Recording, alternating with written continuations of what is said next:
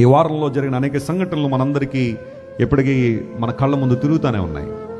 News channels on చేసిన, social media మనం open చేసిన ఒక సంఘటన చాలా ఎక్కువగా ఈ వారం అంతా వింటూనే ఉన్నాం. అందులో దాచాల్సింది ఏమీ లేదు. నేను ఎప్పుడు ఆయన వ్యక్తిగతంగా కలవలేదు, కానీ పాల్ ఇమాన్యుయల్ గారు గతించిన సంవత్సరం ఆయన కాన్ఫరెన్స్కి ఆయన స్పీకర్గా పిలిచారు, ప్రవీణ్ గారు. ఆయన 2వ రోజు దేవుని వాక్యం అందించారు, నేను 3వ రోజు దేవుని మాటలు అందించాను. బట్ ఆయా సందర్భాల్లో ఆన్లైన్లో, సోషల్ మీడియాలో, యూట్యూబ్లో ఆయన యొక్క డిబేట్స్ కావచ్చు, లేకపోతే ప్రసంగాలు అవి చూస్తున్న పరిస్థితి. ఆ రోజు నేను స్టూడియోకి వెళ్ళాల్సిన సమయం అది. మన టీం మెంబర్స్ ఎవరో మెసేజ్ పంపించారు, దిస్ ఈజ్ వాట్ హ్యాపెండ్. ముందు కార్ యాక్సిడెంట్ అన్నారు, ఆ తర్వాత అది కూడా దివాన్ చెరువు దగ్గర అన్నారు.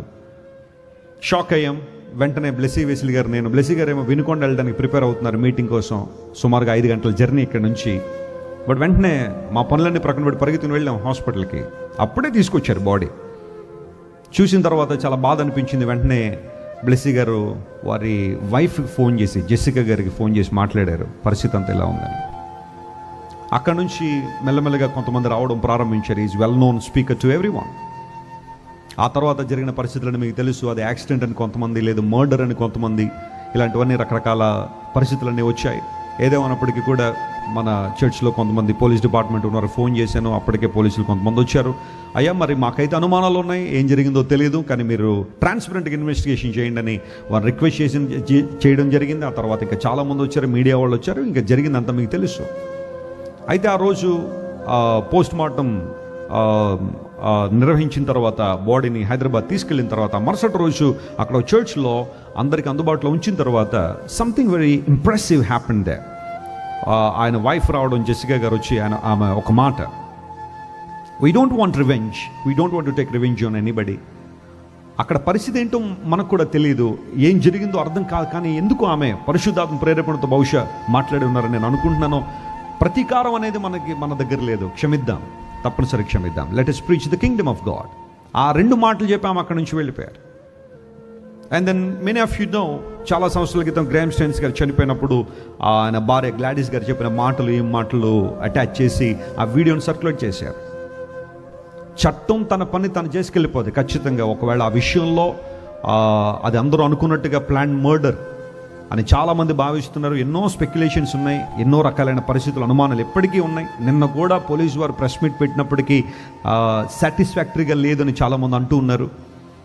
ఏం జరిగిందో కొన్ని రోజుల్లో బయటికి ఖచ్చితంగా రావాలి, వస్తుంది కూడా. అయితే ఈ లోపల ఆమె దేవుని ప్రేమను ప్రకటించాలా, ప్రపంచం అంతా చూస్తున్నా ఆమె ఏం మాట్లాడుతుందా, ఆమె ఏం చెబుతుందని ఆలోచన చేస్తుంటే she was talking about God's forgiveness and God's love. Something amazing. మానవ ఊహకు మించిన, మానవ యొక్క ఆలోచనలకు మించిన అనుభవాలు. 46 సంవత్సరాల భర్తను కోల్పోవడం అనేది చిన్న విషయం అయితే కాదు. ఆ కుమార్తెను రేపు నెలలో అమెరికా తీసుకెళ్ళడం ఆయనకు ఉద్దేశం. ఇంటర్మీడియట్ చదువుకుంది, అక్కడ నుంచి ఫర్దర్ స్టడీస్కి అమెరికాలో తీసుకెళ్లాలని ఆలోచన. కానీ అన్ని ప్లాన్స్ అన్ని షాటర్ అయిపోయినప్పుడు, భవిష్యత్ అంత అంధకారం అయినప్పుడు, ఆ సమయంలో మాట్లాడడానికి ఎవరు సాహసించరేమో, కానీ she spoke very well and presented Christ to the world.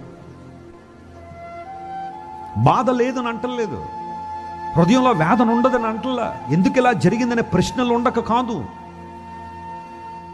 Especially ఇలాంటి సంఘటనలు జరుగుతున్నప్పుడు ప్రతి ఒక్కరికి ప్రశ్నలు ఉంటాయి. వై ఎందుకు ఇలా జరిగింది, ఇలా జరగకుండా ఉంటే బాగుండేది కదా, దేవుడు ఎందుకు అలౌ చేశాడు అనే కొన్ని ప్రశ్నలు మనకు రావచ్చేమో, కానీ sometimes we don't comprehend God's plans completely. ఆయన ఉద్దేశం ఏంటో, ఆయన చిత్తం ఏంటో కొన్నిసార్లు సంపూర్ణంగా మనం గ్రహించలేకపోయినా దేవుడు ఎప్పుడు కూడా జరిగిన కీడులోంచి కూడా ఆయన ఒక మేలును తీసుకురాగలడు. ఆయన God is specialised in that. ఎవరు కృంగిపోవాల్సిన అవసరం లేదు, ఎవరు భయపడాల్సిన అవసరం లేదు.